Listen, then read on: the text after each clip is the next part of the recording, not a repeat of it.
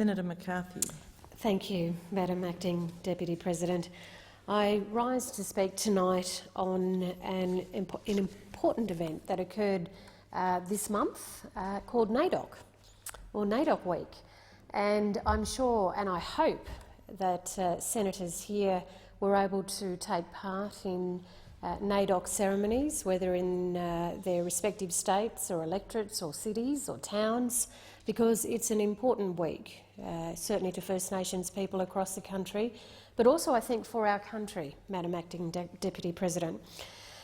NAIDOC has been celebrated for a very long time, but this year the important theme that came from the National NAIDOC Committee was Voice, Treaty, Truth. Voice, Treaty, Truth. And the reason why the National NAIDOC Committee chose that was simply because, and I quote from the National NAIDOC theme, "We invite you to walk with us in a movement of the Australian people for a better future." For a better future. To walk with us in a movement for a better future. I was able to be on the lands of the Anyu people for NAIDOC Week, and that is the lands of my people in Uluru and the Gulf of Carpentaria. And whilst there are so many issues still facing First Nations people across the country, there is no doubt that this week is an opportunity to celebrate and feel proud of the resilience and strength and ongoing culture of First Nations people. From Uluru across to Katherine and the Barkly region of Tennant Creek, up to Larrakia country, and then of course around Malarndirri country in Central Australia, in Alice Springs and beyond. NAIDOC Week was celebrated across the Northern Territory in a very strong and proud way. In Alice Springs we had the Tangentyere women's group who led and were very much a part of the celebrations that took place in Alice Springs. And one of the big things, I think, at the end of that week was the announcement of where National NAIDOC is going to take place next year. And I am very pleased to inform the Senate that National NAIDOC will be held in Alice Springs next year on Mbantua country, or Mbantua is the name by the Aranda people of the language name of Alice Springs. And speaking of languages, that is a critical part of this year's NAIDOC in the celebration, which we all know to be recognised at the United Nations this year with the celebration of languages. And certainly just in the Northern Territory alone, we have over 100 Aboriginal languages. So of course that was a very strong theme, again, as part of Voice, Treaty, Truth, the celebration of language and the celebration of having language, being heard, being able to speak, and also being able to maintain languages, retain languages that are so desperately needed to keep languages strong here in this country. And we should be proud, as all Australians, to know that these different First Nations languages are critical to the ongoing future of First Nations people here, but also our country, and walking together. So, Voice, Treaty, Truth, that resonated right across the country in the marches that took place mostly on the Friday of that week. In Darwin on Larrakia country, it was perhaps one of the biggest marches that we've seen in quite a long time, and I certainly commend the top-end NAIDOC committee and the Larrakia Nation, on whose land the march took place, where once the march was completed, then a family day was held out on the Esplanade, Darwin Esplanade. And it was fantastic, Madam Acting Deputy President. It was fantastic because not only for the families who'd marched and come together, but for all people who wanted to come along and actually learn about Voice, Treaty, Truth, to listen to some of the talks, to ask questions, which is what it's all about, an inclusive process, an opportunity to be more informed and hopefully better informed in terms of the movement that is growing very, very strongly as a result of people gathering at Uluru in 2017.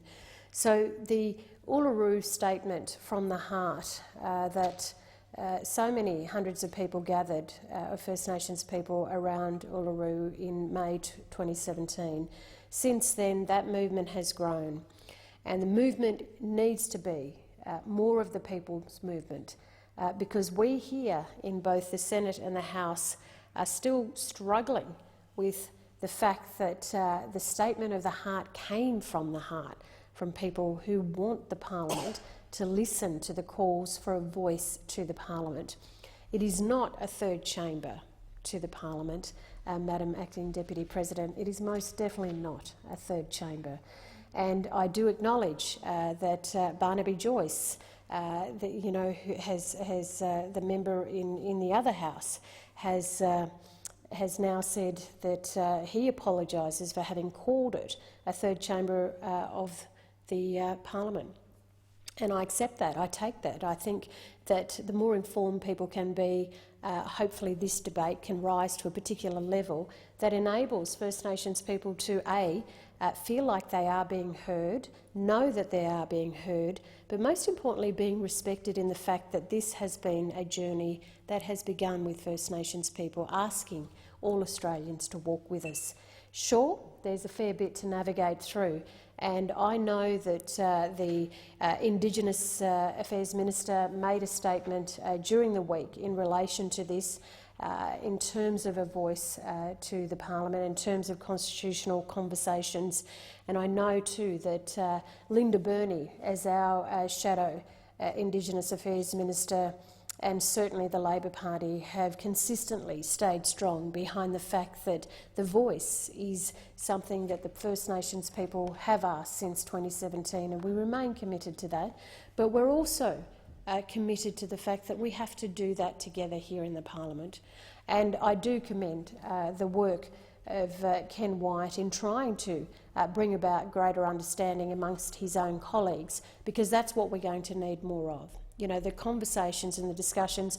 But as I said, Madam Acting Deputy President, it must be in a way that enables First Nations people to lead that, so that there can be respectful debate. When I read articles that make references to the fact that this isn't what people wanted, a voice isn't the way to go, I would say to them, just take a deep breath and have a really good look around you. This is a journey that may have started with the Uluru Statement in 2017, but it goes way beyond that. We were here in their last sittings paying our condolences to former Prime Minister Bob Hawke, and we know that with the treaty statement at Barunga in 1988, that journey began then for the Parliament. But for First Nations people, it began way before then. In fact, you could go back, certainly to the Bark Petition in terms of the 60s. And we know that the Bark Petition is clearly an important petition that was brought here to the Parliament by the Yolngu people. So, Madam Acting Deputy President, NAIDOC Week is not just a week to march. It's a week that says, from First Nations people to all Australians, that we've got a way to go, but we still need to do this together. And we still need to have our voices heard, to be empowered. And this is the people who come to Uluru, and this is the people who still stand calling on the Parliament to have a voice, to be included, and to certainly look forward to this Parliament being able to do that as parliamentarians with First Nations people in this country.